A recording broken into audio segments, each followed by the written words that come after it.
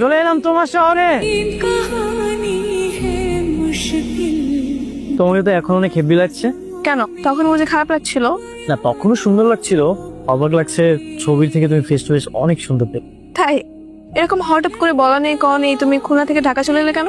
তোমাকে সারপ্রাইজ দেবো তাই। এটা আমার কেমন সারপ্রাইজ? কেন, তুমি সারপ্রাইজ হওনি? না, তা তো হয়েছি। তেমন কোনো প্ল্যানিং ছাড়া, কোনো স্পেশাল ডে ছাড়া তুমি হঠাৎ করে চলে আসবে, আমি তো ভাবতেই পারিনি।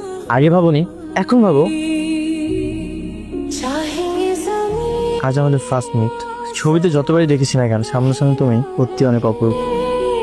ওই হেবার খাও তো। এই ছেলে, এই আমার কথা শুনতে পাচ্ছ? এই কি হয়েছে বাবা? পরে বলছি সব, আগে ভিতরে যেতে দে, আগে সর সর সর। এই বদমাশি, কি বলেছিলাম? চ্যালেঞ্জ দিয়েছিলাম না? রাখো তোমার চ্যালেঞ্জ। সারা রাত কিভাবে ভঙ্গ হয়ে থাকবা নাকি? না, রাত 2টা-3টা পর্যন্ত থাকবে। তারপর তোমার বাবা যদি জিজ্ঞাসা করে, তখন বলবো যে অনেক রাত হয়ে গেছে, আর যত না হয় থেকে যাই। কি বলো? তোমার অনেক সাহস হয়েছে, তাই না? তুমি নিজেই নিজেকে চিনতে পারছো না? না, আমি তো নিজেকে চিনতে পারছি না। আমার বাড়ি কোথায়? আপনারা কারা? আমাদের চিনতে না পারাটা একদম স্বাভাবিক ব্যাপার, কিন্তু তুমি নিজেই নিজেকে চিনতে পারছো না, এটা তো অস্বাভাবিক ব্যাপার। না সত্যি, আমি আমাকে চিনতে পারছি না।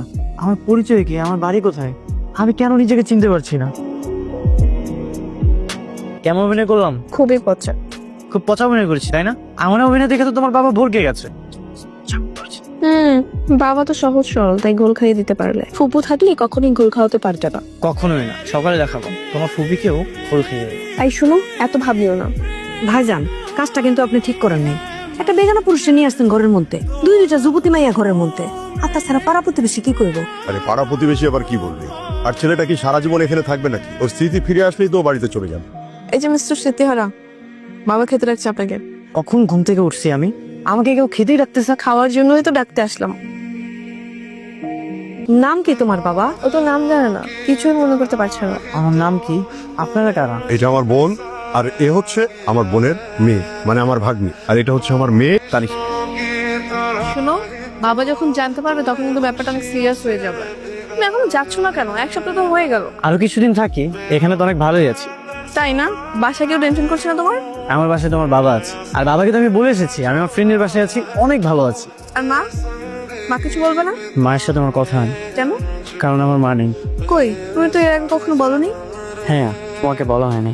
আচ্ছা বাদ দাও না, চলো আমরা দূরে কোথাও ঘুরে আসি। আজকে আমরা অনেক দূরে